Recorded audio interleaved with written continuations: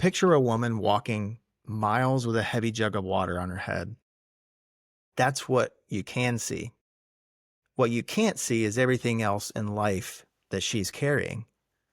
Responsibility, survival, shame, and maybe the belief that this is just how life is. Today, we're talking about the unseen weight and what happens when someone finally walks with women long enough for that weight to be named. Welcome to the Edge of the Map podcast. I'm your host, Curtis Elliott, and I am very excited to have Michelle Gash with us today to talk about a ministry of Go called Go Equip Her. Welcome, Michelle. Super excited that you're here and really looking forward to picking your brain a little bit about your own journey with Equip Her. And what a lot of people don't know is that Equip Her did not start as a program. It started as a response to a need that you saw all around the world. So I'm excited to welcome you to the Edge of the Map podcast today. Thank you. Thanks for having me here. Yeah.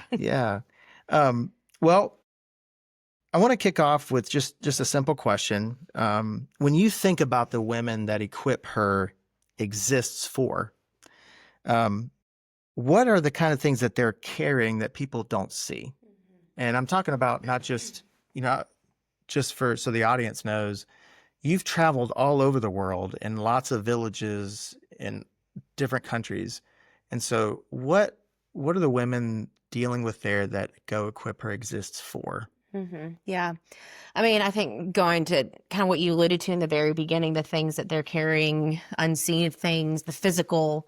So, I mean, shame, guilt, the responsibilities of their families, any of those kinds of things, emotional type weights that they're carrying, the physical, the spiritual, all of those things. You see that all around the world. That women are carrying that stuff. I'm wondering if you could think of an example of maybe in Guatemala carrying something that really no one knew until she was asked. I'm thinking about just a time that we had with the women in Guatemala a few years ago. We do a lesson about like truth, lies, and God's promises, and really just identifying negative beliefs and lies that women believe about themselves, not good enough or not loved or valued or worthy, whatever it might be. And just remember, many of the women just had this powerful Holy Spirit moment of like God revealing those things like that they've been carrying or walking. And even though they're believers and walking with Jesus, still some things that they had been holding on to. And so, but then finding freedom from that, Wow. I really like that. I really like that title, Truth, Lies, and the Promises of God. And how, even as, it doesn't matter if you're a woman or a man, like those are such key areas that, for our discipleship that we need to talk about, think about. Absolutely. Well, as you encounter these realities of women who maybe suffer in silence or are burdened by maybe the needs of a child or burdened by just expectations, taboo, things like that in their villages, what did you realize? You mentioned a little bit, but what did you realize was missing in their lives when you encountered these women? Yeah. I think, there's, many women as they're suffering in silence, but they are dealing with like a lack of confidence, or they have low self-esteem, low value, low worth about themselves. And so I think those are things that we saw that were identifying those and then like, okay, that these are areas where women can grow and thrive. And once they have the confidence or the tools that they need, it changes things for them. So, those are, I'm thinking of, what's fascinating to me is that, women shoulder responsibilities all throughout in all families and in villages with kids and all the things that you're talking about. But yet they are the ones who often keep the community together, hold the family together, and in some ways lead in ways that Mm-hmm. we may not recognize. Absolutely. Um, Yeah. so Yeah, they I carry a find that lot of interesting. weight and responsibility, Right. within their communities, and they're so relational too. They just there's an influence that women have, Yeah. and Yeah. yeah, absolutely what you're saying. So Yeah. Well, talk about that a little bit, the influence that they have, how it is that they are able to, I guess, share information with each other. Like, what is it about women that you've seen, not just there, but here, hmm that allows this sort of leadership effect to take hmm root in a Yeah. community? I mean, the way God wired and created women, we're relational beings. And Hmm. so it seems to me, as being a woman and other women I've been around, that we just have this natural ability to connect on a deep level with other women, Hmm. to talk, to just spend time with each other. So we have Yeah. these natural networks and relationships. You have that within your families, within your friends and neighbors. And so it makes it yeah, easy for Yeah. women to connect, Right. right? Right. And to Yeah. I just think make an impact. I think of some of the largest ministries in churches hmm are women's hmm ministries. Absolutely. Yeah. And the hardest ones often are men's ministries because we Sure. don't Yeah. connect easily. Sure. Right. Right. Some do, but no, the point is that women are especially gifted and wired for this, hmm and it's what makes it exciting. But what I also the fact that women often suffer in silence in places that are hard or hmm maybe even abusive, or where survival is just really on the edge. hmm That there's both this sort of deep hmm um, gift that they have, but hmm also this deep pain that they're hmm carrying, Absolutely. and that just makes it a really interesting hmm ministry to be involved with. And in some of these places too, you find that, yes, women are able to connect on a deep level or have these deep friendships, Mhm. but the other challenges in many cultures, it's taboo to talk about really deep personal things, right? Like Right, about right, what you're suffering, it's you put on a face and you're gonna be yeah, strong. And so yeah. that's And where culturally, like, it may not be acceptable right. to You just don't talk share your feelings or voice exactly. your opinion or this and that. And Right. so You just don't talk it about that. also, yeah, yeah, it Yeah. also leads to silence and Exactly. isolation. And Right. yeah, So they have each other and there's community and, yeah, networks of friendships and relationships, but it doesn't always go to that deeper hmm, level where, oh, I'm not the only one dealing with, yeah, whatever it may be that they're suffering from or dealing with. right, So, right. And I think it goes back to when the weight that they're carrying is not named, mm-hmm, equip her mm-hmm, helps mm-hmm, name it mm-hmm, through a process that mm-hmm. we'll talk more about Sure. throughout. But so none of these things are. I mean, you've experienced many of these around the world, Mm-hmm. and this has sort of been personal experience for you. And so I'm wondering how this became really personal to you, um, and how sort of equip her was birthed, so to speak. Just talk me through a little bit about that. Sure. Yeah. I mean, really it's kind of my spiritual journey and what I've gone through, especially in the past, 6 or 7 years. Mm, I grew up in church and um, fell away for a season and then came back to the Lord. mm, But I think I wasn't really activated,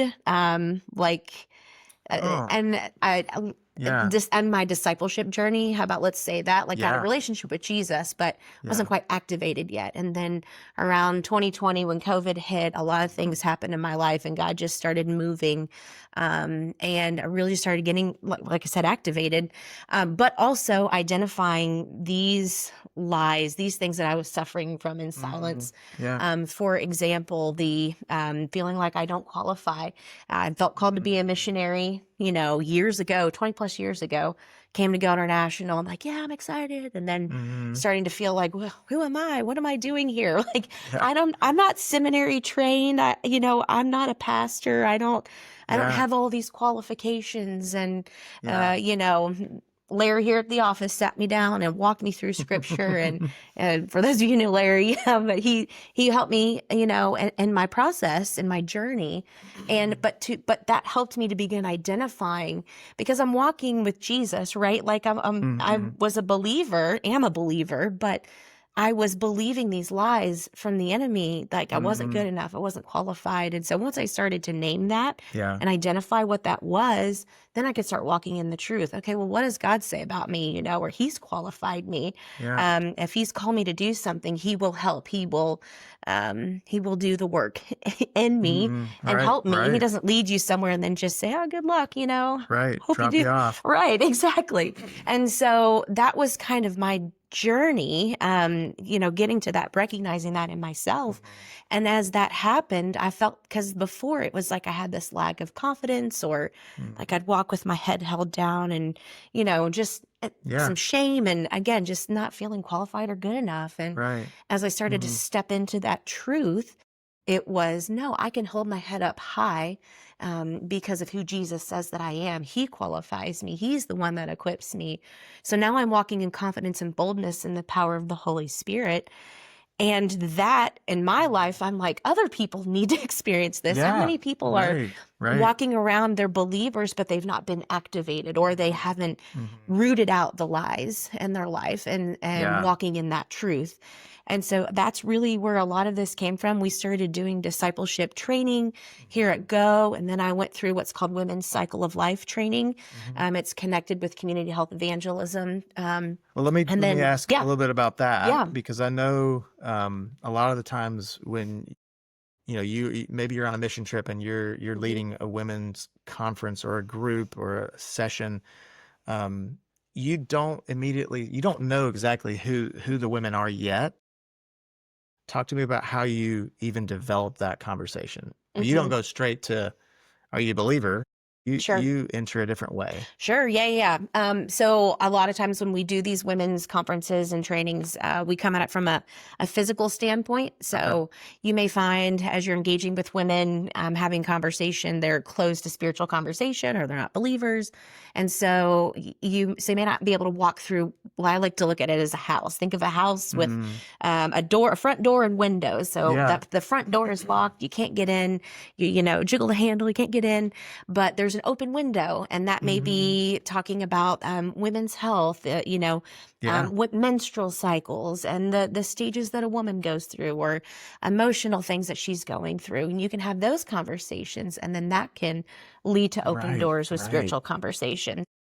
We try to make it fun and, talk about these things in a holistic way, and then that can open door for the spiritual conversations. So, that's amazing. I've seen from afar some of the trainings, and really, really fascinating, and some humor thrown in there as well. Oh yeah. So, We like to have fun. We'll talk about, in many places it can be taboo to talk about women's bodies, and you're talking, like I mentioned, menstrual cycles and women's hygiene and all of those kinds of things. But God created a woman and her body, and there's so many complexities to it, but it's beautifully and wonderfully made by God. And so again, trying to help remove that shame and guilt that has been associated with our bodies for so many years, and really speak truth and life into it. Like, God created you, you're beautiful, you're valued, or wonderful in his image, and come at it from that perspective. And what I love about this ministry is that it's truly cross-cultural, because every woman deals with similar things, especially physically. And whether it's the pressure of child rearing, or, culture's obviously different, and there are different rules and that kind of thing, the different understandings. But at the physical level, this is a key entry point to having a conversation that leads to worldview level, and who God is and how God made you. So that's really neat. It levels the playing field too. Right? Because we're all women. Well, those who are there, the women who are there, right? We're all women. And so we can relate to each other. I mean, you start talking about yeah, I went through this or that, and then they're laughing and giggling. And then it's a way to build that community, relationship, connection. And like you said, be able then to go into some of those deeper conversations Yeah. about Yeah. the truth of what God says, or Yeah. sharing the gospel, however it may be. Yes. For our audience, when you have an equip her training, okay, um, what does that look like? Hmm. What are the things that you cover? What are your hopes for women coming out of that Hmm. training? So just kind of break it down a little bit about the training itself, maybe, and Sure. what does it look like? I mean, do you do it overseas? Do you do it Hmm. here? Where is it? Where are they held? Sure. All Yeah. the, So it's going to look a little bit different based on location. So if I'm doing it like cross culturally on a mission trip, like with a mission team, most of the time it's going to be more of a women's health conference. So we could be encountering believers and non-believers in this. yeah. And so again, we don't know that everyone's a believer, right? So we're going to come at it from a physical standpoint. We're going to be teaching lessons about the stages of a woman, that she's created in God's image and has value and worth. We'll be talking about puberty and childbearing and menopause. We'll talk about All of specific, it. specific women's hygiene. Yeah. We're talking about, we do this activity that's for your menstrual cycles, for women to know how to track, and fertility awareness and those kinds of things. And then using that, incorporating the spiritual components, again, that you're created in the image of God, you have value and you have worth. And so we like to come at it from that approach. I like to do those types of lessons on a mission trip Yeah. if I have a variety of people that are attending. Now, what we also like to do is what we call like a training of trainers. And so these are for women who are more mature in their faith, and they really have a heart for discipleship. They're hungry for more. They're available. They're faithful to God. They're teachable. And so we are equipping them with these tools. We go through a lesson list of about 12 to 15 lessons. Okay. And we teach them basically how to teach these lessons to women. Wow. And we're talking more about multiplying disciples. What does it mean to be a disciple? So Again, really, like, if I'm hearing you right, Mhm. this is a on the ground, transferable, it Mm. we teach you, Mhm. you teach others. Exactly. Yes. Um, Whether which is that's amazing. whether that's you teaching, or like doing another equip her training, or we're giving you tools and resources like how to facilitate what's called a discovery Bible study. Learning how to share your testimony, putting together a network of who are the networks of people that are already you're in relationship with, what we Yeah. call your list of 100. Yeah. Recognizing it's not the job of the pastor to lead your friends and family to Jesus. You have that opportunity. They're in your network. And so Yeah. giving you those Wow. tools and resources, the 3 circles, which is a really great evangelism tool to share the gospel with people. Yeah. So, and not only that, you're not just sitting and receiving the information, but you're actively participating. You're discovering as you go. You are teaching as well when you go through these types of the training of trainers for Equip Her. So it's Yeah. very interactive and engaging. You're learning on the spot, and then you have the ability to take it out from there Yeah.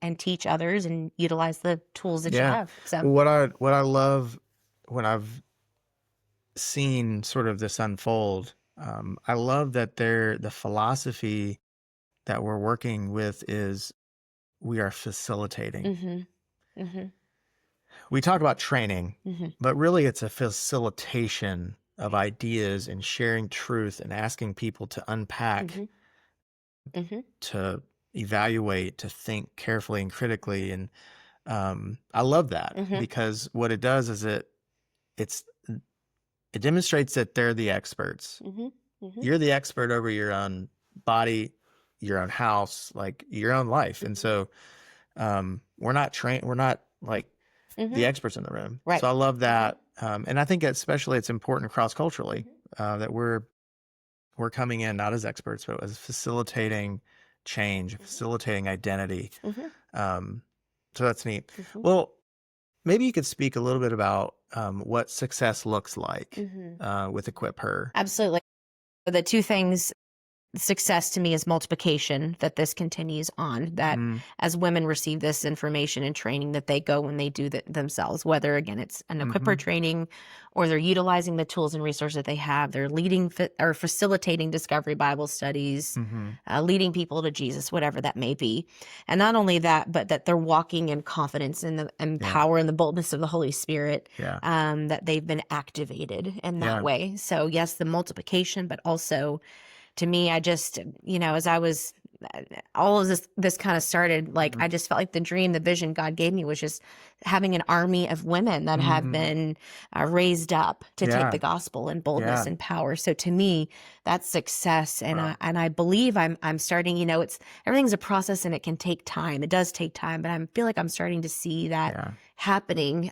2 examples that I can list are, there was a woman who heard about Equip Her about a year ago. Felt like the Lord said, go do it. Don't ask questions, just sign up. So she did. She came in February. We had a training at the Go office, and she took the tools and resources, what she learned. She started implementing those things. She was facilitating discovery Bible studies. Like after the training, she just started doing it. She was asking me questions. I was trying to assist and kind of guide her along. I think she just recently started a discovery Bible study at her work. She said, I felt like I received the tools I needed just to be able to share the gospel with people. Wow. And she led somebody from her work to Jesus, again, stepping out in boldness. But she was activated. She was activated. What you're saying. Yeah.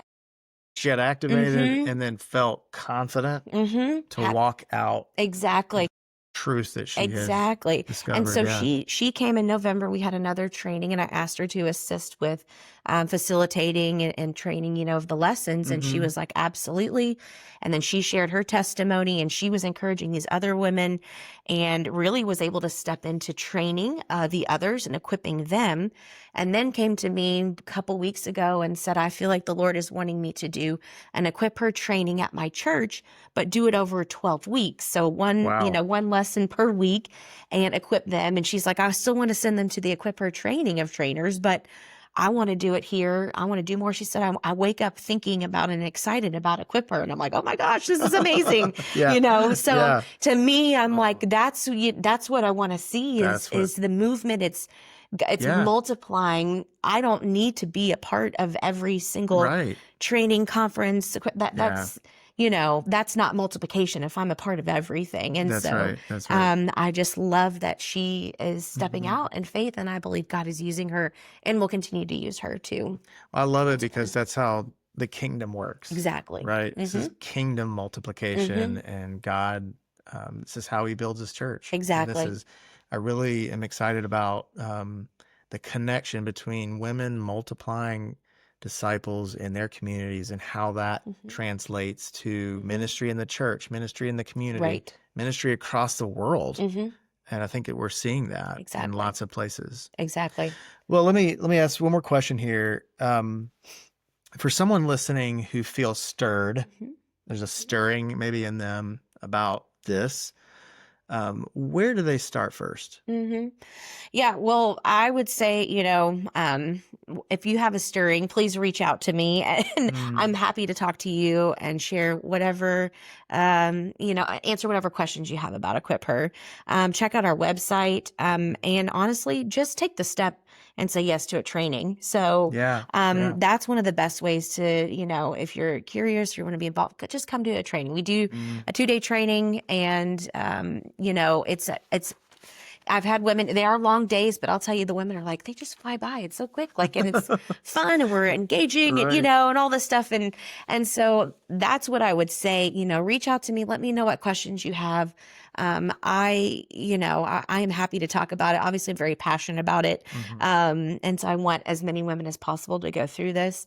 Come on a mission trip too. That's another thing I would say is we do, like I said, we do women's conferences and trainings health conferences, on these trips. And so you can Right. be a part of it.